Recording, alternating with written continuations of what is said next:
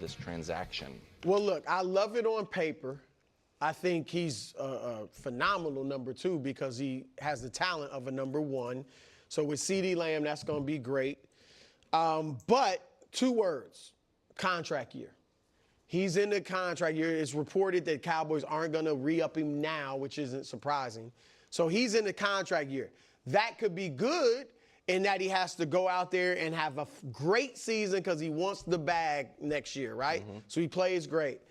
Or it could be bad if he doesn't get the number of targets he wants to put up those phenomenal numbers. And then he starts pouting and all of that. And when you look, so I'm giving it a B. I got more to say. I'm giving it a B because I think it's great on paper, but there's a lot of questions. And these are my other questions.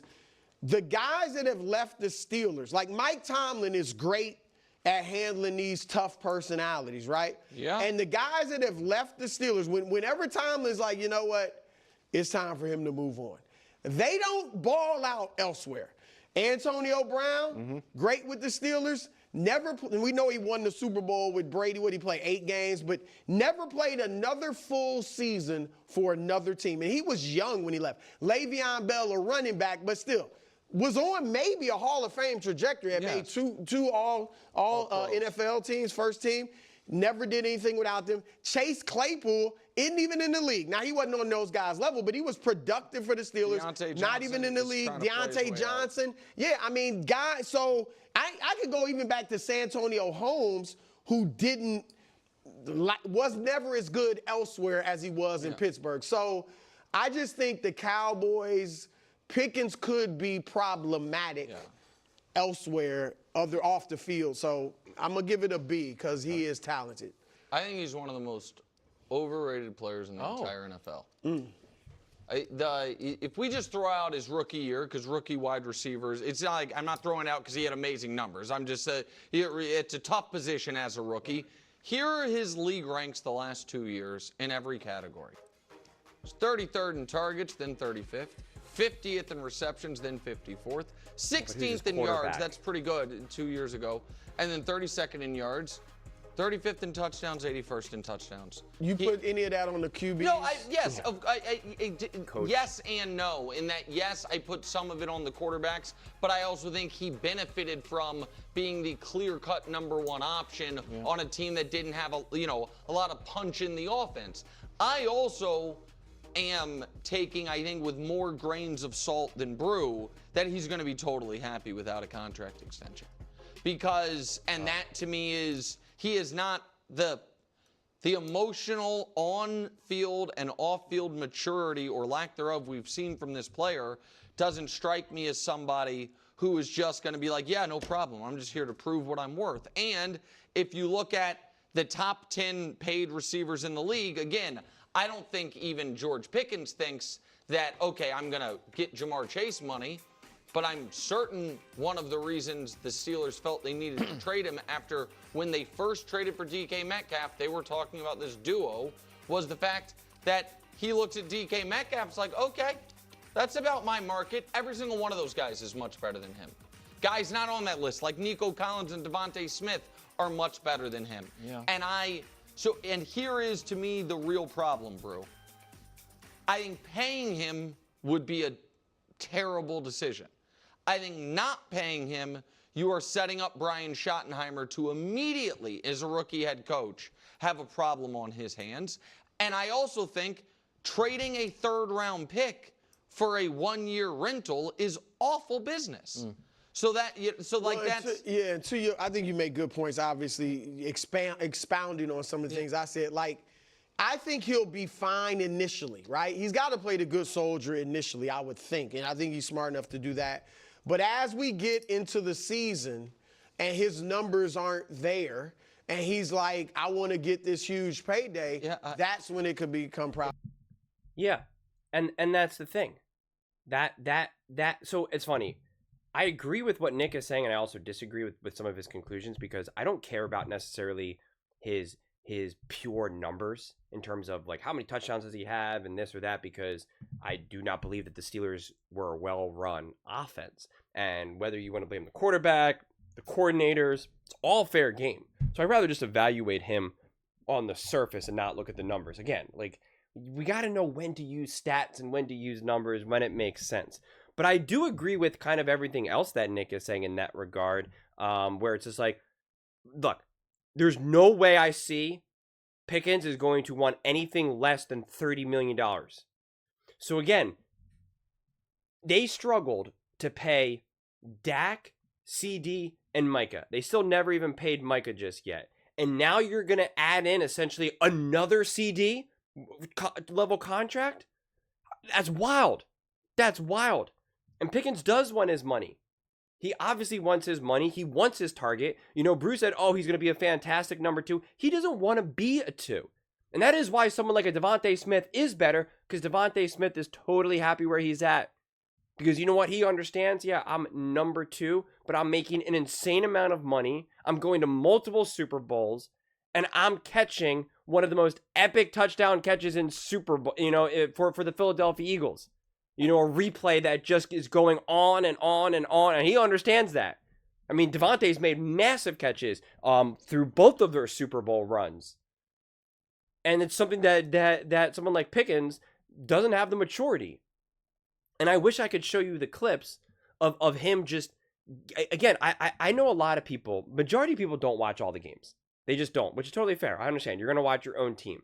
And so I'm confident that majority of the Dallas Cowboys fans were not out there watching Pittsburgh Steelers games. Were you watching the primetime games? Sure. Listen, you might not even have access to some of those games because of the way how the NFL works. You're kind of at the mercy of like what game is being played at what time outside of obviously the nationally televised standalone games. Like I actually went out and watched all the Steelers games, you know, and it's just like, he's a problem. He is a problem. And right. And if you only have him for 1 year, it's kind of like, well, what's the point then? What's the point? You're not one weapon away from winning the Super Bowl. And like on paper, in a vacuum, this absolutely undeniably makes the Dallas Cowboys a better team. Undeniably. But that's in a vacuum. You have to factor in all this other stuff. Are you going to be able to pay him as well? Like that, like I don't see how you're going to be able to do all of this. And is he really truly going to be happy splitting targets with CD Lamb? You know, and listen, I think CD Lamb is one of my favorite wide receivers, especially because of his personality.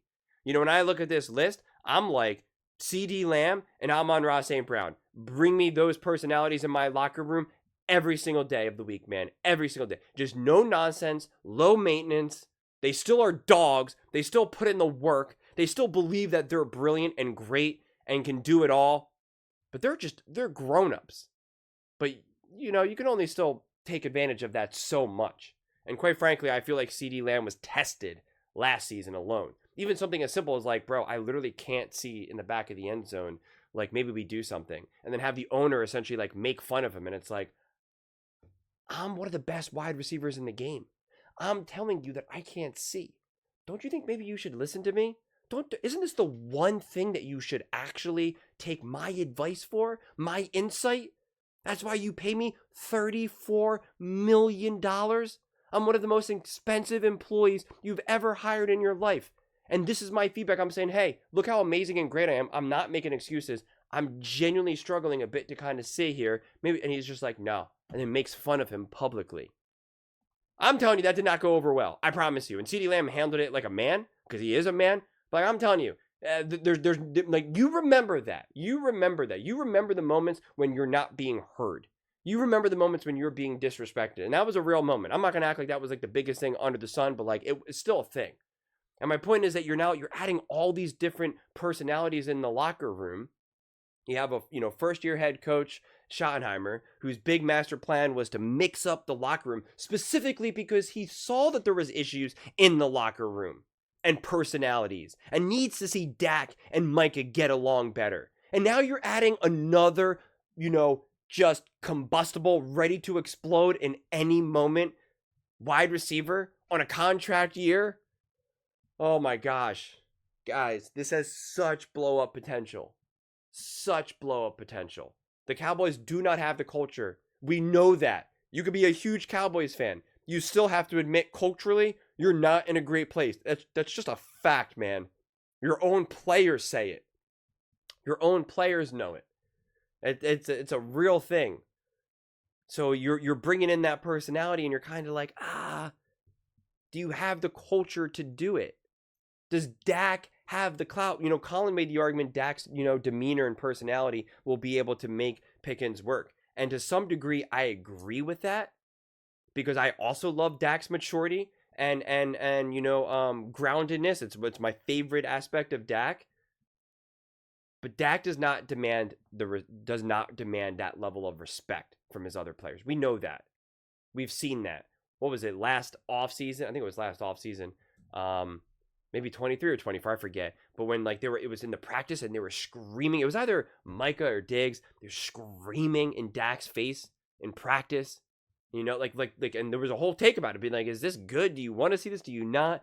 Like, we know Dak is not universally respected in the locker room.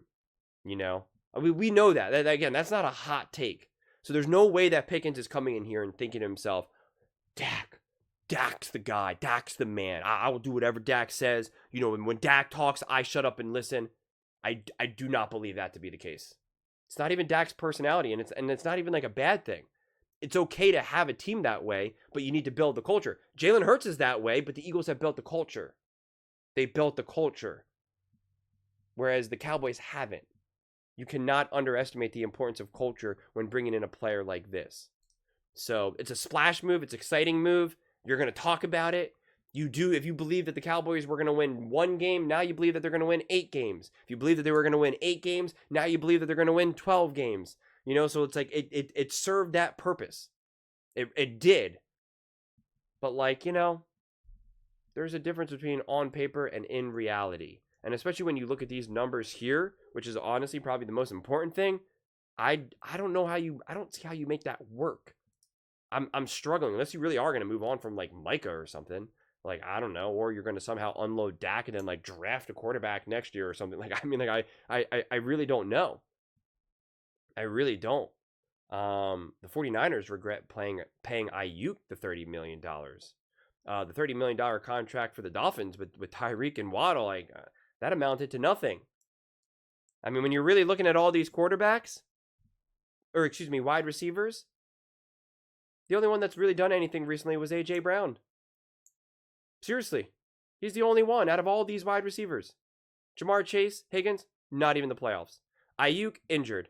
CeeDee Lamb, no playoffs. Tyreek, no playoffs.